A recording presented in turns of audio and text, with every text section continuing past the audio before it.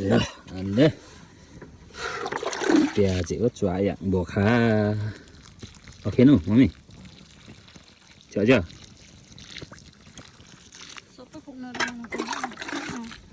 baru laksa nih pan. Hello guys, what's up? Welcome back to my another new episode, new day, new vlog. स्वागत छ तपाईहरुलाई सुहाङ लिम्बू भ्लगमा। आज चाहिँ म धेरै दिनपछि फेरि एउटा सानो कन्टेन्ट लिएर उपस्थित भइसकेको छु। यत्रो दिन चाहिँ म भ्लग हाल्न पाइरहेको मेरो च्यानलमा अलिकति बिजी थिएँ। सो आज चाहिँ हाम्रो नयाँ ठाउँ यो हैन, सानो 12 घरे भन्छ, घरदेखि निकै तल हो। यहाँ चाहिँ हामीले यसो अब त्यतिकै के बस्ने भनेर यसो खेतीपाती गर्ने सोचेर हाम्रो बाउ आमा म मिलेर यहाँ केही गर्दैछौँ। सो म तपाईहरुलाई देखाउँछु, भिडियो अन्तिमसम्म हेर्नुहोला। धन्यवाद। यो चाहिँ हाम्रो अब हामी चाहिँ यहाँ बङ्गुर पाल्ने प्लानिङमा छौँ। सो यो चाहिँ हाम्रो चारो पकाउने अथवा सामानहरू राख्ने, हामी आउँदाखेरि चिया तताएर खाने हाम्रो यो ठाउँ हो। फर्स्ट म तपाईहरुलाई देखाइहाल्छु, भित्र एकचोटि अवलोकन गरौँ न है। सो यस्तो छ, यो चाहिँ पहिला एकदमै घिनलाग्दो थियो, अहिले चाहिँ हामीले सोहोरेर लिपेर मम्मीले चटक्कै बनाउनु भएको चिया तताएर खाइसक्यौँ। अनि यहाँनिर चाहिँ सुत्ने बेलामा सुँगुर पालिसकेपछि त बस्नु पऱ्यो नि त। सो यहाँनिर रेस्ट गर्ने ठाउँ हो। अनि अब यता भन्नुहुन्छ भने ट्याक्कै यस्तो छ, नरिवलको बोर्डहरू छ, च्याट्ट लगाएर होइन, आँप भइहाल्यो, हरेक चिज एकदम बबाल छ। यहाँ चाहिँ स्याट लगाएर यहाँ एकदम बिन्दास छ। सो यो यतापट्टि चाहिँ अब अम्बाकको बोट छ, अम्बकको। अनि यो बाँस चाहिँ मैले 3 दिन लाएर यति निकाले, हाँगे बाँस हो यो, फर्स्टै गाह्रो हुँदो रहेछ। यो ज्याङबाट निकालेको हो, अति नै गाह्रो। सो हाम्रो यहाँ चाहिँ अब भविष्यको के अरे सेकुवा फर हुनेछ।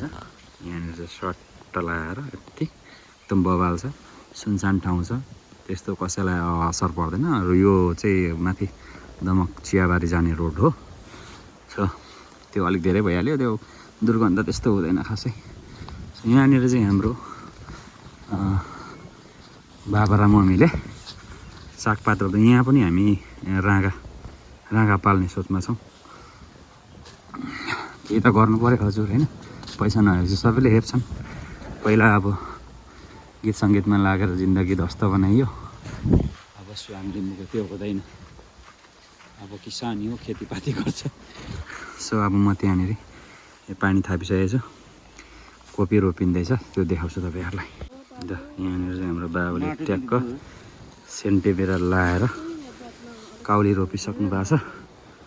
मकै उता भइसक्यो, मम्मीले खन्दै हुनुहुन्छ। मेरो काम भनेको पानी लाउने। कहाँसम्म पो लगाएको थियो मैले अघि, ए यहाँसम्म लगाएको रहेछु। यस्तो छ, बबाल छ है, यस्तो रमाइलो ठाउँ छ एकदमै। अहिले चाहिँ घाम लागेको छैन, अब एकदम वेदर चाहिँ जाडो छ, चिसो छ। ल भिडियो त्यस्तो साह्रै उयो त छैन, अन्तिमसम्म हेर्दै गर्नु होला। पानी हाल्छु, पानी पुर्का हाल्नै पर्यो।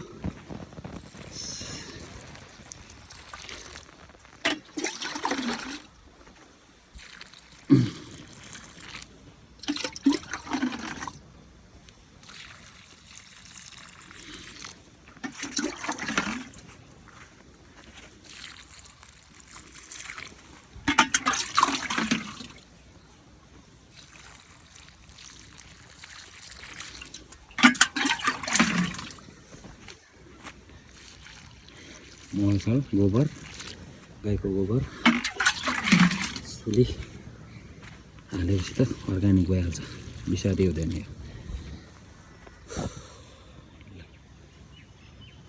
यस्तो छ, यो चाहिँ हामी प्योर गाईको अर्ग्यानिक मल हो क्या, यस्तो टेक्क लाउने हो। यस्तो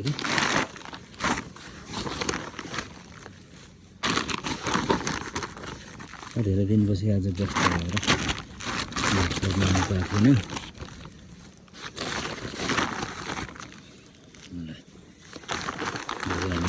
सुइहाल्छ।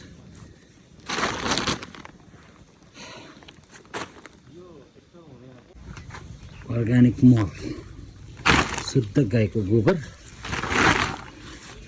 गाईको गोबर चाहिँ मलाई त्यस्तो घिन लाग्दैन कि, सुँगुरको साह्रै घिन लाग्छ होइन। र सुँगुरै पाल्नुपर्ने अवस्था आयो नि त यहाँ। पैसा कमाउनु पर्ने रहेछ, पैसा कमाएन भने आफ्नै मान्छेहरूले पनि हेप्दो रहेछ होइन।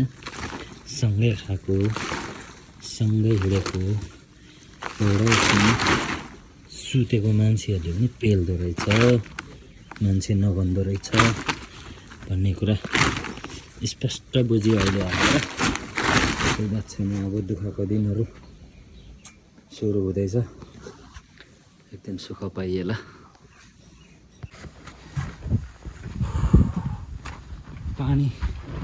पानी बोक्दा बोक्दा हैरान भयो। दुःख पछि सुख आउँछ, कोही कोहीले बुझ्या छैनन्, कोहीले ठिकै छ, बोल्न छैन धेरै। सो यहाँनिर पानी थाप्छु म अब। कलको पानीहरू एकैछिनमा गइहाल्दो रहेछ यसका बाजे।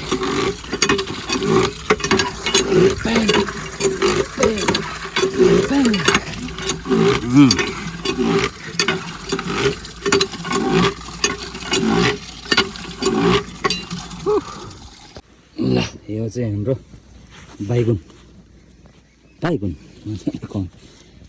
हो। ठ्याक्क लाएर कुखुराको सुलीमा रोप्ने।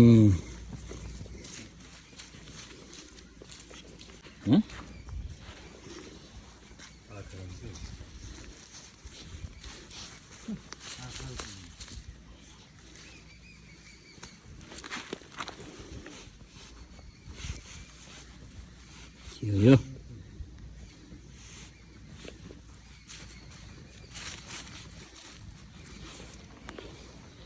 बैगुनको लाइन कौली। ल यो चाहिँ हाम्रो बैगुनको लाइन हो।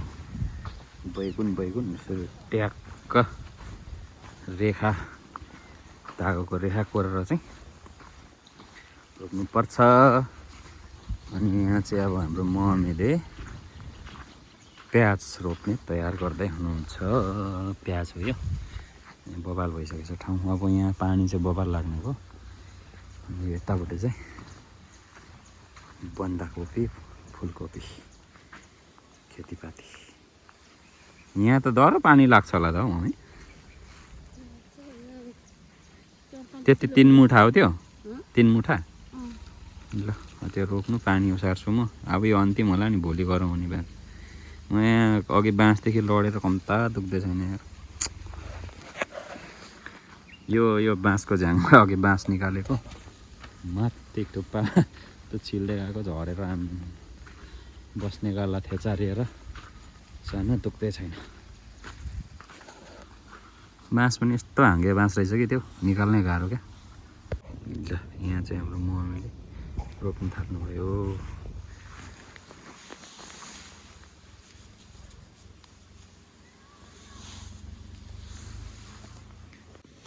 ल अन्य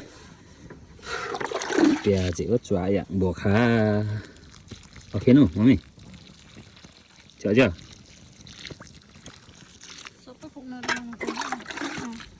डर लाग्छ नि पानी।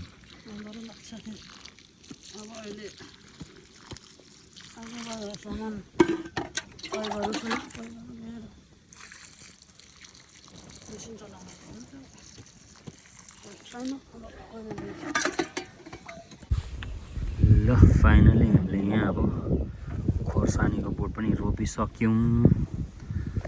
आजलाई चाहिँ हाम्रो भ्लग लगभग अन्त्य भइसकेको छ।